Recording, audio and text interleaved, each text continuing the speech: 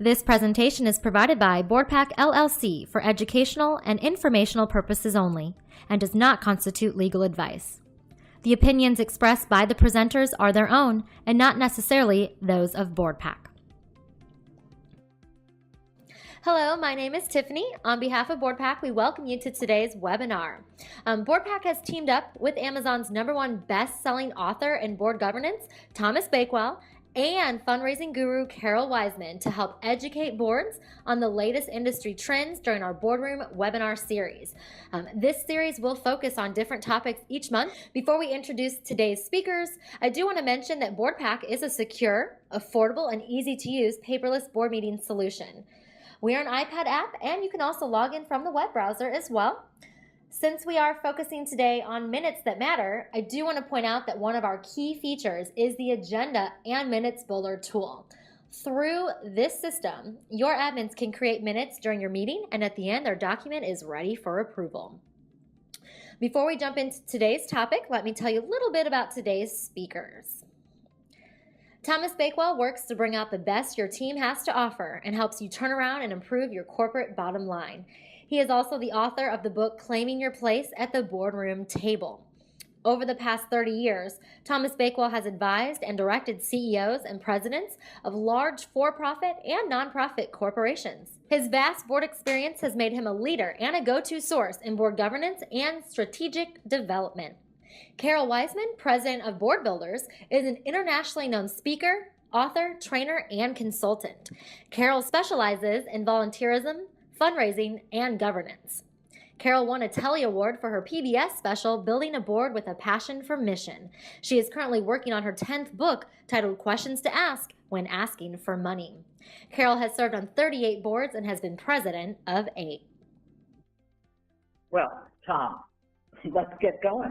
Just for the record, everybody should know that Carol's also known as the goddess of governance. Oh, so yeah. There you have it. Yeah, that's because there's this is not visual. What's the big deal with minutes? Are they really important, Tom? You know, a lot of people take them pretty casually. Some people get pretty wound up about them. But the reality is, if you don't get them just right, they can come back to bite you. So it's important to treat them accurately. And you have a great slide here about the reasons for board and committee minutes. Tell me about that.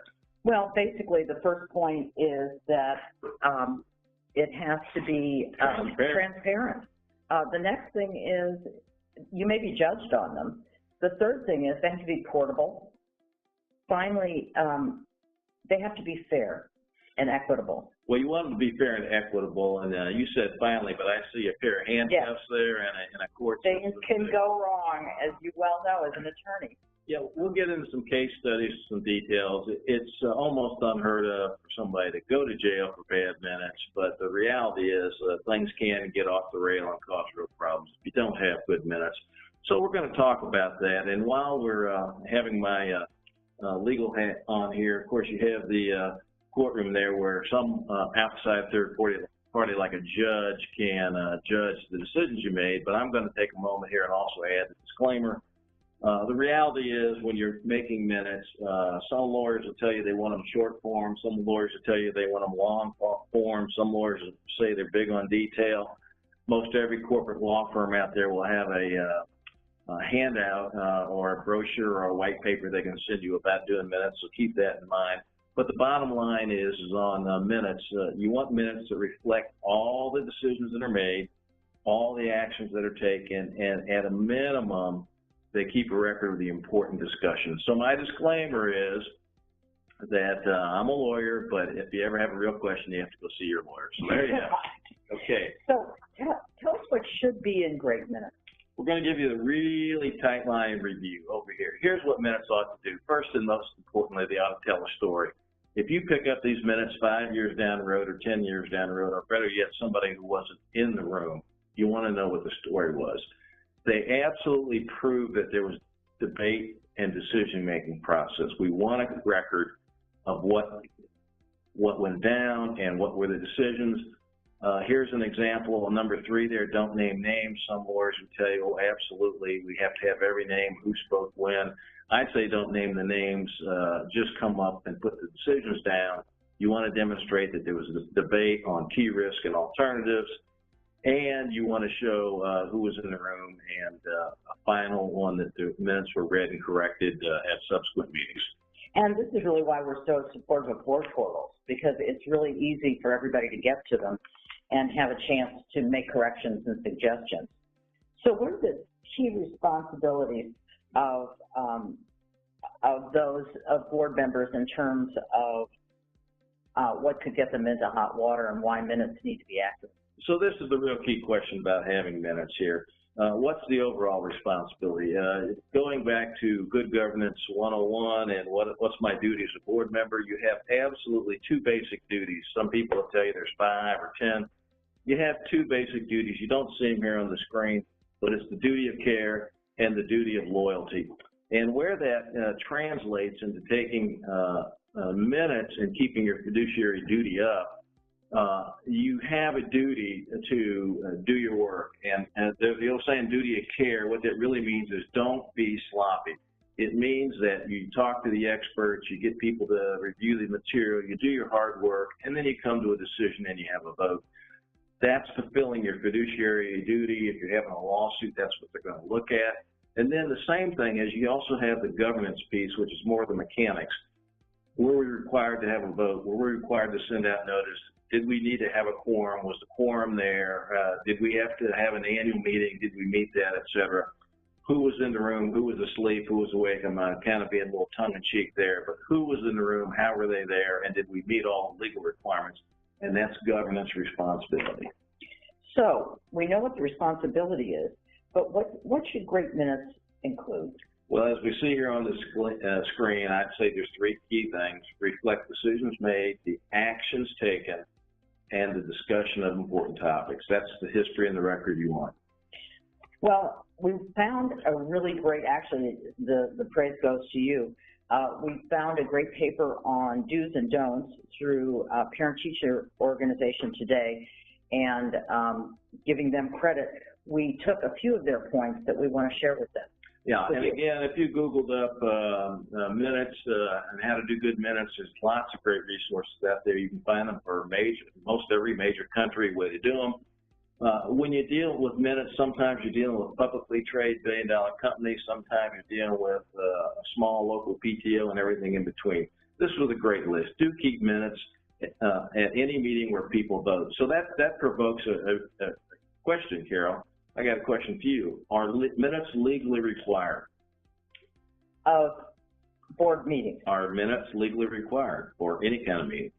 I'm going to answer like a lawyer. Okay, come on now. Sometimes. Sometimes. Oh, okay. No, that's my line. Okay. So here's what I'm fishing for. If you were incorporated, you definitely want to have minutes, and your bylaws will tell you if you need to have them. Sometimes corporate statutes will tell you if you need to have them. Most minutes of any kind of corporate activity are legally required, but a lot of times, like a PTO and all, unless it's called for in the bylaws or in the committee meeting charter, you may not have to have minutes, but it's always a good idea to keep them. So let's move on to the second bullet point. Do list where the meeting took place, the time and date. Just want to have a record that happened. List the number of attendees. Here's an example where lawyers might debate. Some people would say you have to have every name, every person in the room. If you're having a parent-teacher organization and you've got 200 people show up, sometimes you don't want to necessarily keep the law of who's there. It's really what's required and how important the vote is. Record all the motions and all the outcomes. All the motions and all the outcomes. And how about the last one there? Well, let me go back to this one for 1 second. Should you list who made the motion and who seconded it? There's a great debate for lawyers. I would say no, because if litigation comes or something else, you don't want one person to get picked on. And there also, in my mind, there ought to be some privilege in terms of what goes on in the boardroom. You don't want to pick, somebody to be pointed out to be picked on. The flip side is some lawyers will tell you, oh no, every person, every vote, you need to know who said what, who shot John. I don't agree with that. Great. And finally, do be concise. That helps, and especially when you're doing webinars. Great. Onward. What's enough detail? And again, this may be one of those equivocating things. Does it matter what the topic is? How much detail? You know, you want to get a reasonable amount to tell the story, but you don't want to have so much fine print. Like I'm noticing here some fine print on this slide. What's that about Tom? Oh, it says Tom is much handsomer than this guy. You're making fun of my bald head. Oh, well. He's not bald at all. He looks just like John Hand. Okay, well, whoever he is, I thought it was Clark Kent. Look, we got to get back to the webinar. Okay, we talked about minutes. So here's 2 key points about details of minutes. Once you've done the minutes, you got to be very careful with your tone and all about telling what really happened in a very transparent way. And the key point here is you don't want to tell one person's side of the story. You want to give an overall point of view, and you want it such that if somebody comes back and looks at it 5 years from now, they can really tell what happened. The second point there is back to being concise, sticking to the facts, just the facts, ma'am, and record motions and outcomes. The reason you want to do that, there's something else you want to do that's not on there, but I'm going to emphasize. You always want to read the minutes after the fact, and if there's ever a controversy, just for the record, you want to keep a copy, because rascals have been known to change the records for their benefit. Moving along. Well, here's the what not to do. And I've had a number of clients, and so have you, where they're either too polite or too scared or whatever's going on and sometimes it's just ego. And I've been in this situation where I didn't really understand the situation because I was new to the board, and I didn't ask the question, and I'm out on the driveway, and I'm saying, now what was that all about? And I think, honestly, it would have made more sense and been a greater favor to the other board members had I admitted my ignorance and said, stop for 1 second. I don't understand what these initials mean. Let's talk a little bit more about why things have to stay in the meeting. There's a lot of insight into this cartoon here about, we've been in the meeting all day long and now we're making the decision in the hallway. People want to get together and have their own little sidebar conversations and all, and never hesitate to actually call a halt to the meeting. But the reality is the meeting work is supposed to take place in the boardroom. You want to keep a good record of what took place in the boardroom. And hopefully the board members have the courage and the ability to speak up and say what needs to be said. So that's the key point about here. The point of what not to do is try not to do too much of the business outside of the meeting. And so what, again, from our friends at the PTO today, what are some of the don'ts? Well, as you can see here, don't list the names of people who make a second motion. So they agree with my lawyer opinion on that. Again, good lawyers can disagree, but they say don't put the names. You might have to put people on the spot, and that was the point I was making. Don't list the vote count. Some people would say, oh, wait a minute, it's just like Congress. You need a roll call, you got to have it, et cetera. I say the outcome's enough. And again, I'd use the example of a parent-teacher organization where there's a couple hundred people in the room. You vote by hands up, or a church meeting where everybody raises their hand and you just scan the room and you say, we note that there's a majority here and the vote passes unless somebody objects, et cetera. So don't be shy about asking for clarifications during the meeting, and that gets right back to your cartoon on the prior slide about getting right to the point and having it clear in your notes.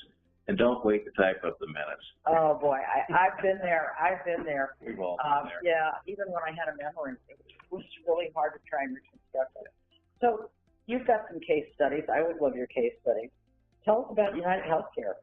Well, so this is the question of what can go bad. We're going to give you 2 big city cases here of kind of train wrecks with minutes where they really counted, and then we'll get into one more down to earth real life one. United Healthcare is one of the largest publicly traded healthcare companies in the world.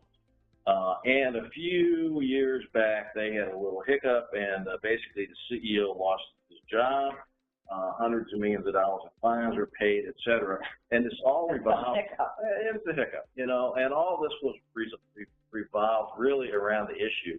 There was a lot of hidden issues, but what brought it to the fore was the issue of what's called backdating of stock options. Some of y'all may recall this going on. Steve Jobs and the other luminaries were evaluated on this and evaluated on it. The question was, when you have public company executives getting stock options, it's important as to what date it's picked to give them the stock option, because it can make a high price or a low price a lot of money in their pocket. Well, the legal department was supposed to be keeping the minutes, and to pick a date, you have to have good records of good minutes. and the date was movable. So there was a lot of problems with this. So this is a case where there weren't good minutes. Somebody didn't do their job. Heads rolled, other problems turned up, and the issue was if there had been clear minutes, this problem would not necessarily have come to the front. Let's move on to the next case here. This one breaks my heart. This is supposed to be the happiest place on earth.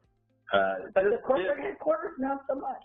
Disney World is not, for me, the happiest place in the world. If it's the middle of August, there's 200 people lined out door to door.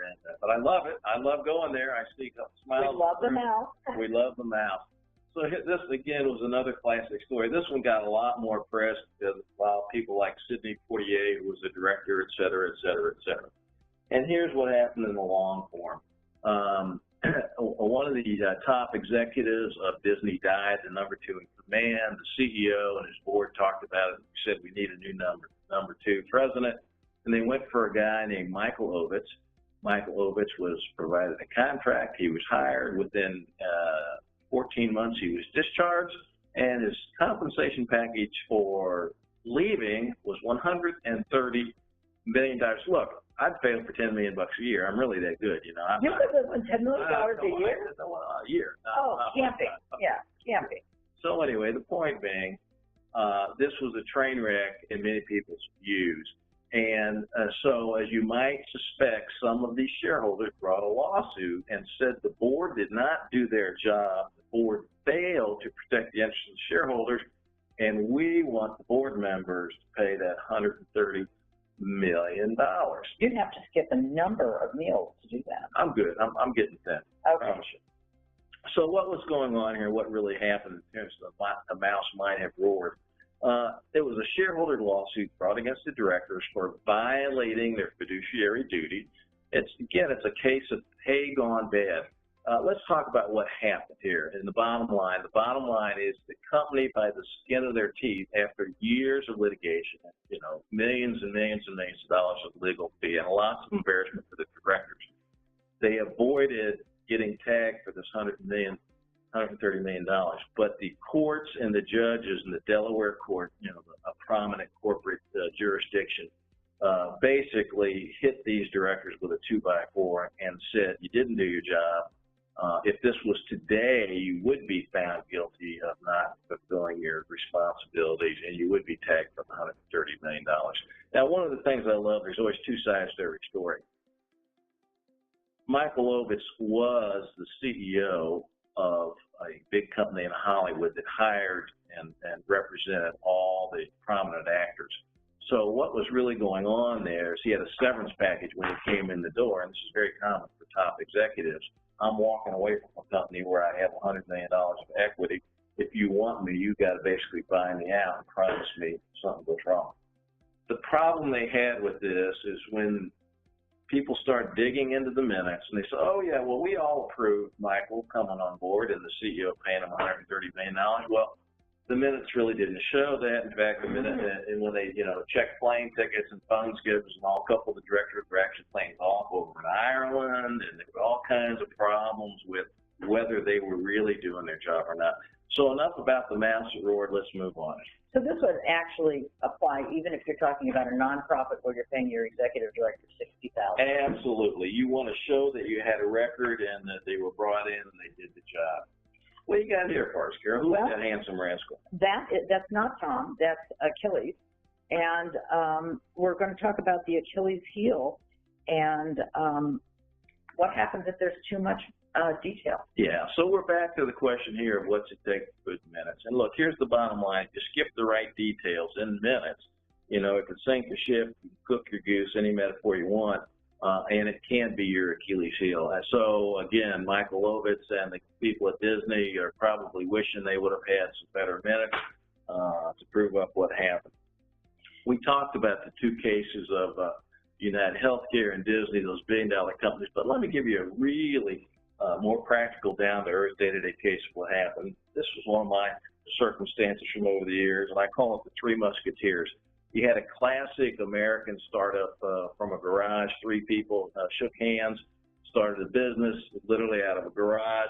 First decade, it was great. Second decade, it got better.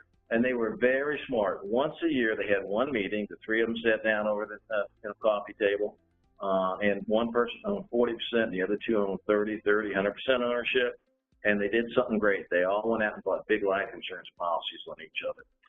And once a year, they wrote up the results of that meeting on less than a page. But basically, it said, this is what happened. The agreement was anything happens to us, the other two people split the insurance money.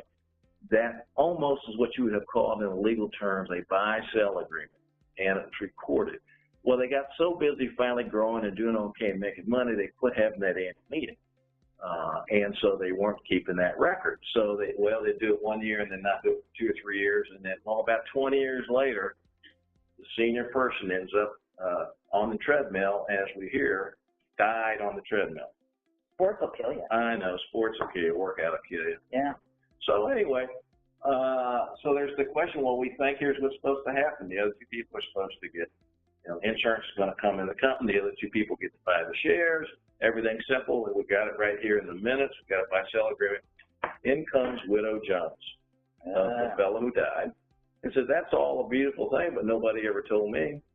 And you don't have minutes to prove it up.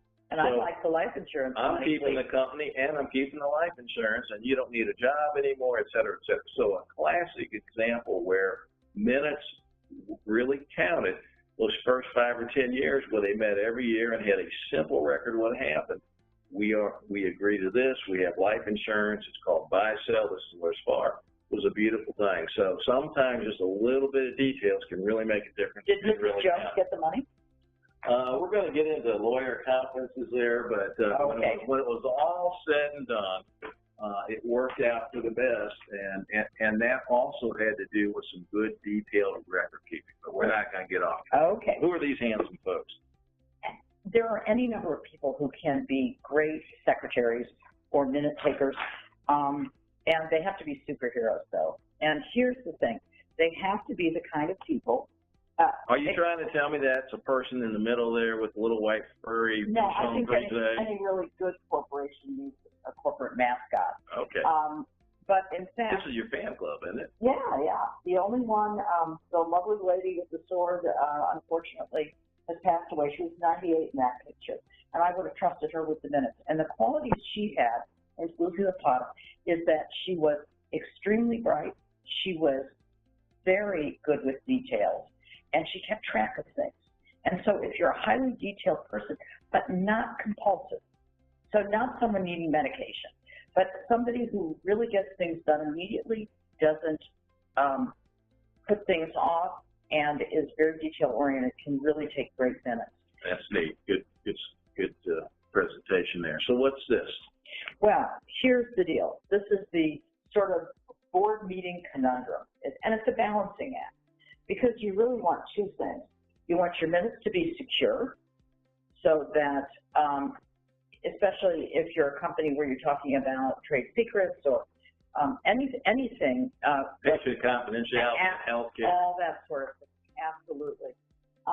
Or a startup, whether it's a nonprofit or a for-profit. Okay. And also transparency, which means that, as you were saying, in 5 years you can get to the minutes. You can go look at them historically, 5, 10, 15 years, you can know what happened. Or next week, because some of us can't remember what happened last week, and there'll be two differing opinions. And so that's why having something like BoardPaq, which is secure and will provide you both these things. So this issue of having access to the minutes, who should? I think the answer ultimately, the good lawyer answers, it depends. What do your bylaws say? What do the articles say? What's the history and policies of the company, policies and procedures? But the key point is whoever has access to the minutes, you want them to be a good, clear record of what took place, and you want to meet the minimum requirements of the law, and you want to show a very clear record of what took place. Again, the next question is who's going to take the minutes, and a lot of this is a classic, it depends kind of question. I know you have a preference, and we'll talk about that. Sometimes it's a board member. If you're a small nonprofit and you're lucky enough to have a quorum, it's going to be a board member.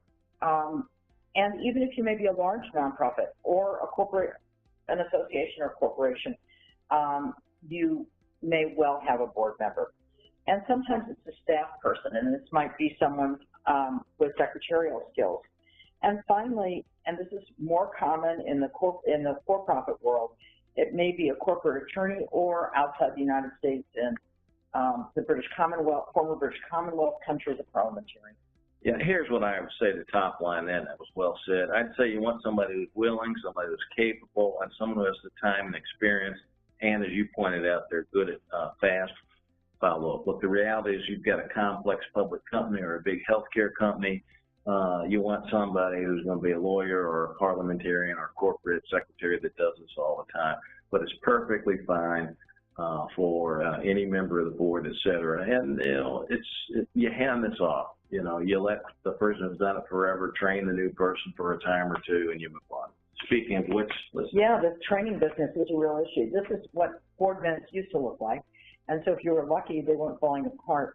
And I remember years ago taking over for someone, and I got a CD, and it was for a PC, and of course I had a Mac. And I said, what am I supposed to do with that? And she said, buy a real computer. So that wasn't very helpful either.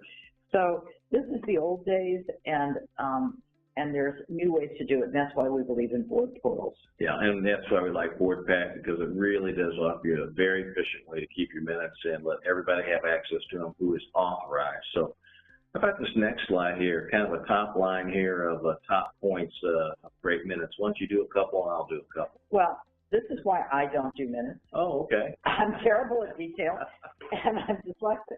So otherwise, I would be really good at this. I'm sure you would. You tell a great story. I tell a great story. I run a great meeting. I'm terrible at minutes. And anytime I can avoid taking minutes, I do, because I'm not good at it.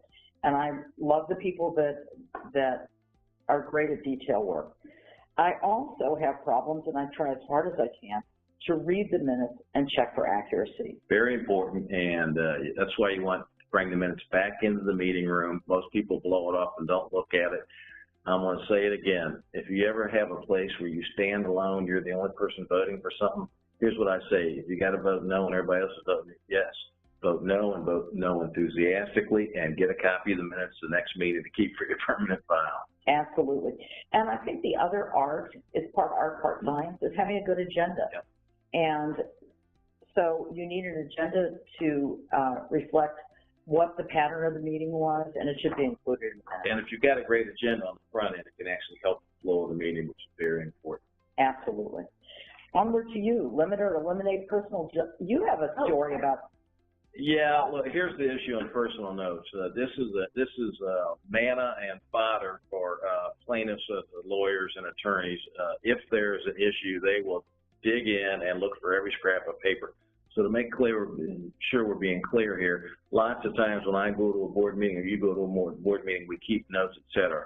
Again, one of the beautiful things about board portals, especially BoardPaq, is it allows you to keep minutes on the sides or to make notes, et cetera, but within a date certain, like 30 days, 60 days, 90 days, all those are removed. Those can be subpoenaed and can cause you a headache. Not too terribly long ago, I dealt with a client who was in a very important issue in a very important meeting, and the notes that were written on the side, on the margin, said, what was he thinking? What a bad idea. And a lawyer got a hold of that and was going nuts with that. Well, now the good news is, when it was all said and done, what they ultimately proved up was the board meeting, the board member had just gotten a call from his teenage son who had wrapped up the car. He was going to kill him when he got home. And, Maybe didn't mention murder. But it had nothing to do with what's going on. I'm going to kill him in the time function. Exactly. Yeah. But, so fortunately, that worked out well. Remember that minutes are legal documents. They are indeed, and just treat them as such. And here's the final point. You need to have directors and officers insurance. And one of the reasons is one advisor can suggest one thing, right, as you pointed out, and articulated, and one can assume something else. Yeah, and I'm going to double down on this and use another term that goes along with D&O insurance. You also want errors and omissions insurance. You know, yes. We all know that. You know, we've all heard the lawyer jokes. I'm going to close on a good insurance joke. You know, oh, good. Insurance agents jokes is, you know, we're in the business of charging a premium and denying claims. You know, We don't really want that going on. What we want is a very clear record that will prove up that what was said, what was done, what happened, what actions were taken, what votes were taken. And that's all I've got to say about minutes, unless we've got some questions. Thank you again to Tom and Carol for your wonderful insight today. If you have any questions or comments for today's speakers, their contact information is on the screen. If you have interest in learning more about BoardPaq, please send us an email, sales@boardpaq.com. Thank you.